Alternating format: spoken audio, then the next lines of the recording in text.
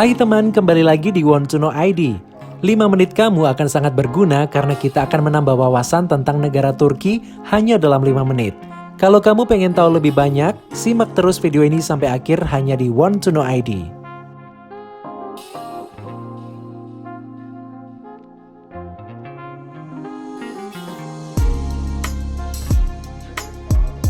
Turki adalah sebuah negara besar di kawasan Eurasia. Ibu kota Turki berada di Ankara, namun kota terbesar di negara ini adalah Istanbul. Hal ini disebabkan oleh lokasinya yang strategis di persilangan dua benua yaitu Asia dan Eropa.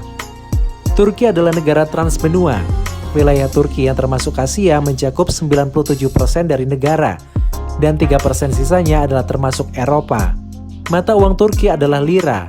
Ekonomi Turki dikategorikan sebagai ekonomi negara menuju maju dengan PDB 1.756 triliun US dollar dan menempati urutan ke-18 dunia.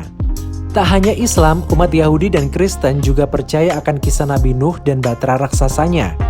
Diceritakan jika dunia pernah mengalami banjir raksasa dan Nabi Nuh diberi wahyu untuk membuat sebuah kapal besar. Bertahun-tahun peneliti mencari bukti kapal besar ini, hingga akhirnya mereka mendapati jejak kapal ini di Gunung Ararat, Turki.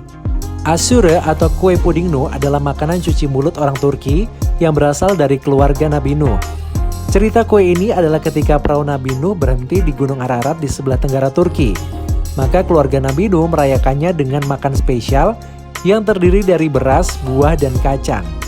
Pantai-pantai Turki menduduki peringkat ketiga dunia dengan 383 pantai dan 21 marina atau tempat pangkalan boot atau kapal dianugerahi award oleh Blue Flag, yaitu kelompok lingkungan internasional yang menilai pantai dan marina berdasarkan standar kualitas air yang tinggi dan lingkungan yang bersih.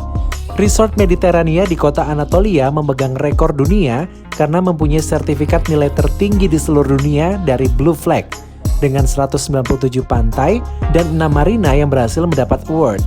Jika orang Turki memanggilmu ke rumahnya setelah kamu mengenalnya selama setengah jam, maka jangan panik ya. Orang Turki sangat suka bergaul dan ramah, dan sebagai musafir atau tamu, kamu akan sangat dihormati. Mereka sangat menganggapnya sebagai suatu kehormatan jika kamu mau memenuhi panggilannya. Menurut orang Turki, tamu tak dikenal yang mampir adalah tamunya Tuhan. Oleh karena itu, tamu tak dikenal ini biasanya bakal diberikan makanan yang enak-enak dan disuruh tinggal setidaknya selama 3 hari. Dervish berputar atau sufi berputar adalah tarian khas Turki. Tarian berputar ini terkenal dengan nama Sema yang melambangkan tingkat spiritual laki-laki. Dengan berputar-putar pada satu poros, dervish akan mengangkat tangan kanan menuju surga untuk meraih kemurahan Tuhan, yang kemudian mengalir ke hati dan menuju ke tanah dari putaran tangan kiri ke bawah. Turki menjadi negara dengan situs warisan dunia terbanyak menurut UNESCO. Ada 18 situs bersejarah di Turki yang masuk daftar situs warisan dunia UNESCO. Hal ini membuat Turki menjadi destinasi favorit wisatawan dari seluruh belahan dunia. Tahun lalu, kunjungan wisatawan mancanegara ke Turki mencapai lebih dari 52 juta wisatawan, dan ini naik 14,31% dari tahun sebelumnya. Kota Resort Mediterania dan Istanbul sebagai kota terbesar di Turki adalah destinasi favorit wisatawan.